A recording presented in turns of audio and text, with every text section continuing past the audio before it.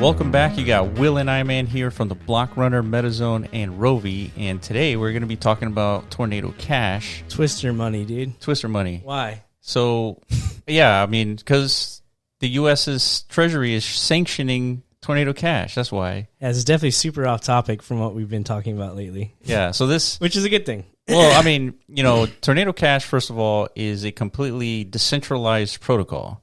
And what it does is it's a privacy protocol where you can make public transactions private. Yeah. And the way that it does it is via smart contracts where you send money, ETH particularly, to the smart contract. And I guess the unique thing that the smart contract does is the withdrawal function can happen on another address. So is this something that's native to, like, you know, privacy coins such as like Monero and whatnot? You know, I actually haven't looked into how Monero works. Yeah, but that's like the main shtick to using a cryptocurrency like Monero. It's just for privacy intentions. It is for privacy, but I think they do it in a different way, maybe different technical way. But this is the way for ETH users or ETH, you know, token holders to kind of. So this is the thing. Now there's a case now. Is it a privacy violation what the government is doing? do crypto blockchain users have any privacy rights at all? First of all. Well, they should.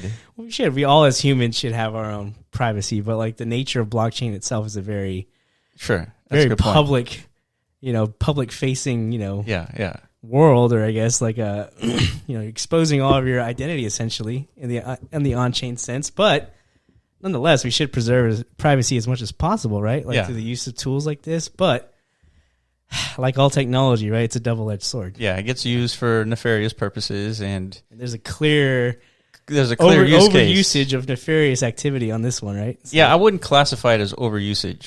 Well, we don't know. I don't know. I don't know if anybody's run the numbers. Like, and I think that's the whole point. Is like I don't think you really can unless you're tracking all the hacks and all the hacks being diverted to Tornado Cash, then yeah, you could. If what I've been seeing, it's pretty clear cut. Like it is definitely the go-to obfuscation tool to the community of hackers, scammers, rug pullers. What do you want to call it? Dude? You know, cyber groups, malicious, whatever the fuck. Yeah, like there's a clear trail of persistency, I guess, as far as like, you know. Something gets a demographic. The hacker demographic is leveraging this tool. Heavily. They must talk to one another.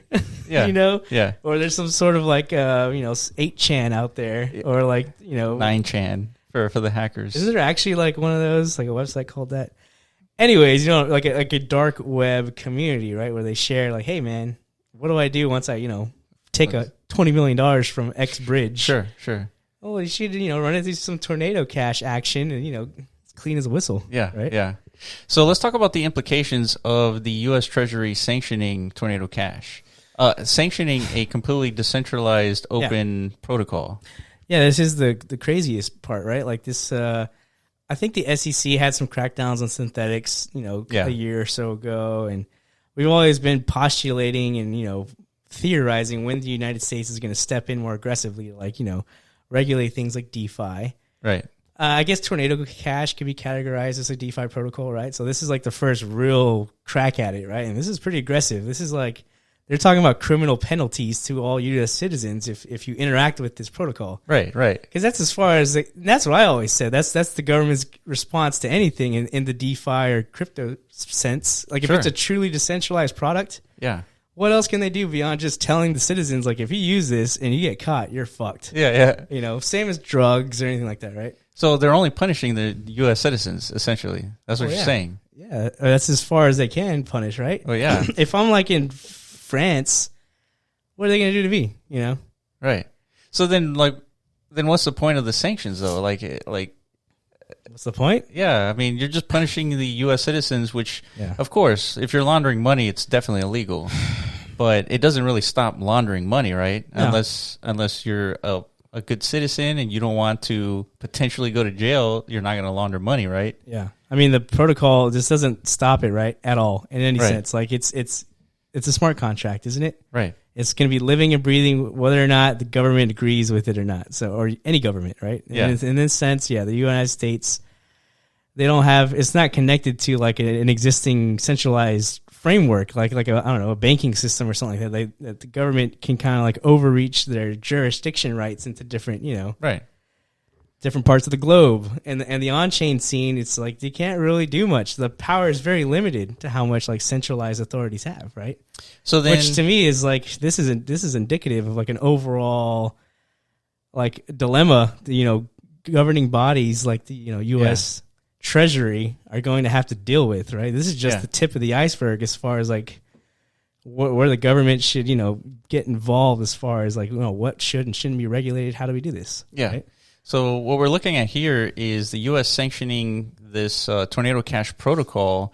They're trying to start to organize all these like hacking activities related to Tornado Cash, related to United States citizens, because the only way you can discover whether you've stolen cash on the blockchain is if you use an off-ramp, right? Yeah. And so that off-ramp, I mean, the burden becomes on like these exchanges like Coinbase. All of a sudden, Coinbase has to answer these requests by federal regulations about, this ETH address stole, cash, give me the information so I can go after them. Yeah. And so I guess it's a good thing overall, but I don't know if that has any implications on like the wider like technology sense. Like just because the U.S. Treasury is sanctioning Tornado Cash, I mean, does it really stop money laundering, really? No, I don't think so. But in the end, like these are the types of like regulatory, I guess, topics or injections that need to be, I guess, established or at least attempted to. So I guess there'd be more trust in the space in a sense, like not trust, but less violations, I guess. I don't know. You'd have to ask the mind of a criminal whether or not they give a shit. Yeah. If these sanctions are actually going to slow them down in one bit or another, in the sense, like from all regulations and standpoint, when it comes to crime and criminals and stuff like that, usually when you regulate things or outright ban them, it's usually you're just taking away rights of like, normal everyday citizens. Right. And instead you're giving criminals more power, more leverage because, now they have like you're creating like a dark market type scenario for them. Yeah. Right? And there's really solid, legitimate reasons to sanction Tornado Cash because it's associated with North Korea state-sponsored hacking. Yeah, but again, like, is it going to really slow down North Korea state-sponsored hacking? Definitely not. Yeah, there's really nothing like you can do about it other than paint an ugly face on it, which is now has officially been painted. Right. Yeah, Tornado Cash is one of those ugly things. If you're like an everyday average, ETH user, you should take note of this and ban that IP address from your or that URL from your accessible list. Yeah, because as soon as you do, you're basically a national security threat, I guess, right, in the eyes of the government, United States government. So right, that's it. Oh, and then here we go. The market is responding to this. Yeah, so we're looking at Tornado Cash at 24% losses today. That's not nothing, dude. That's quite significant. And I mean, in a bear market, which we're deeply in, like these kind of volatile swings are rare these days. There's just not much that's moving the markets at the moment, but this is a big one. Yeah. So I guess if you're holding torn tokens, this you must be torn. Yeah. On what to do with your tokens, right? Yeah. I mean, I read the public statement from the founders. I think it's like we developed this protocol to be decentralized. Meaning I think they're still in control of development of the platform as most protocols are. They have a founding organization doing all the actual development, but they do leverage their DAO to, figure out which development decisions to do next. So that's the purpose of the token, right? It's a DAO. Yeah. Or it's a decentralized application governed by a DAO. So all of this is in unison with the ethos and the soul and the spirit of Web3, right? Like this is just one of those tools that was just, I don't know, it was too good, I guess, for the bad actors. The bad actors. But nonetheless, like now people who, whatever that percentage is, who are good actors, leveraging a publicly accessible tool, now they're pretty much fucked. So I guess this brings into kind of wider discussion on privacy and privacy. Yeah. Because right now, with fiat currency, the only way to have privacy is via cash, right? You can perform transactions off chain, if you will. Yeah. And nobody can really know where this cash came from. Yeah. And so now translating that to blockchain, everything is generally open and accessible for anybody to see and follow the flow of money. Mm-hmm. But, shouldn't we have privacy transactions? Like if we want to opt into a private transaction, we should have that ability. Mm. And so if so, how why would the government want to try to stop that? But when would you want to exercise that rights to privacy? Like at what point does that interfere with, tax reporting or something like this? That's true. It almost seems like if your intention is to get off the grid, the financial grid in any way, it's I can't imagine the United States, institutional government or like tax reporting side ever looking at it as like a good thing. Right. Right. So that's probably leads into more reasoning why they're being so aggressive about this, right? But it would infringe on our rights in that case. Well, shit, our whole lives is an infringement. But we deal with it, right? Because there's lots of trade-offs for, beneficial trade-offs. We get to live in a nice, comfy environment, I guess, where there's not like missiles just dropping in our front yards by the day. Yeah. Our kids get to go to somewhat questionable schools. And these bridges are somewhat reliable. Yeah. Things like this. Yeah. Right. So we kind of sacrifice our individual freedoms, for these trade-offs. And this is the reason why Satoshi and others are anonymous when creating these protocols. Oh, fuck yeah. So you said the Torn founders, they're doxed and everything, or? I'm pretty sure, yeah. Oh, okay. I think I remember a day and time. Like I heard about this protocol. I didn't do enough deep dive investigation. I don't know why. Yeah. But this sounds very interesting now. Yeah. But I think they were out there public making YouTube videos just like we do, explaining their protocol, I think, unless I'm thinking of a different project. Yeah. But nonetheless, they're out there talking to the public now, to the media. So I wonder what the implications are for them for creating such a protocol that can be used for nefarious activities, but wasn't intended for that said nefarious activity. Yeah. Like, why will being doxed have any implications on their lives? Interesting. That's a good question. Because, the government can't do anything as far as, like, stopping them, right? Milk. What if the government say, hey, guys, you guys are the ones who built this protocol. Can you go back into your smart contracts and delete your code? Yeah. What's their response? No. They can't. Yeah, absolutely. That's the whole point of it. Yeah, absolutely. Is that you can't do that. It's immutable, right? Yeah. So, shit. If you're the government, dude, you're like, fuck. Yeah. I'm sure they asked all these questions, and they're like, what should we do about this, right? And in this case, it was like a runaway event because, more and more hacks are occurring, big ones. Yeah. The group who, I guess, leveraged Tornado Cash, what's it called, Lazarus or something Lazarus. They're the ones who were responsible for the Axie Infinity Ronin hack of like $400 million or something like that. That was a big one. Yeah. And, so their go-to, like, money laundering source was Tornado Cash. So, it's interesting, man, what's going on. Have we... Yeah, I guess we already talked about how Tornado Cash works, right? Essentially you send... No, we didn't, I don't think. We didn't? Okay. Yeah. If you made it this far, this is how Tornado Cash works. Yeah. So it's pretty simple. You have the smart contract that they developed. It's completely open source, and decentralized. You can't shut it down. And what you do is typically, let me give you an analogy. When you stake a cryptocurrency, you send it to a smart contract. It's locked up. You get yield or whatever it is, and then you withdraw the deposit from the original ETH address, right? Mm-hmm. So with Tornado Cash, when you make that deposit, you can withdraw to a different ETH address. Okay. And so people are depositing all into the same smart contract. Yeah. And that's why it's called Tornado Cash. And then when you withdraw, it's to a different ETH address, and you can't really pinpoint where the source of that cryptocurrency came from. So and that's it. Right away, you could see why this would be useful to like a hacker group, right? Or money launderers, or like rug pull entities, things that get like blacklisted from the industry. Like, hey, there was a hack and it went to this address, and then from that point, like, how are the funds you get from there going to off ramp in any way, right? It's got to be. Otherwise, I guess X off-ramp entity could just seize those funds, right? If they're aware that this is coming from some sort of blacklisted or it's tied to some sort of theft event. But by using this obfuscation Tornado Cash tool, these exchanges, whatever these off-ramps, they have no idea if it's good or dirty or clean at this point, right? So this sanction means that if you have an ETH address associated to a Tornado Cash account, then you might be held accountable. This is just a new input to X exchange listings protocols. Now it's fuck. Now we got to be looking out for these tornado entries. And you brought up an interesting thought. It's dude, what? Either some